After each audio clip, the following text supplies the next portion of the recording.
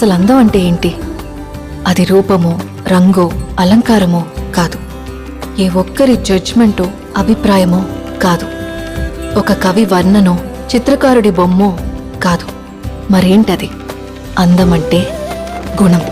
అమ్మాయి నయుండి చెప్తున్నా, I don't want people to call me beautiful. దాని బదులు నీది కష్టపడే తత్వం, నీలో కరుణ ఉంది, నీకు ధైర్యం ఎక్కువ, నువ్వు తెలివైన దానివంటే నాకు సంతోషం.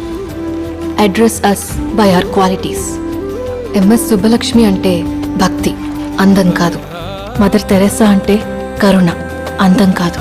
ఐన్ ర్యాండ్ అంటే తత్వం, అందం కాదు. సరస్వతి అంటే విద్య, దుర్గా అంటే ధైర్యం, గౌరీ అంటే తపస్సు, లక్ష్మి అంటే శుభం. ఇలా ఏ దేవతనైనా ఆమె క్వాలిటీస్ కోసమే పూజిస్తారు, ఆమె అందం కోసం కాదు. నీ గుణాలే నీ సంతకమవుతాయి, నీ అందం కాదు.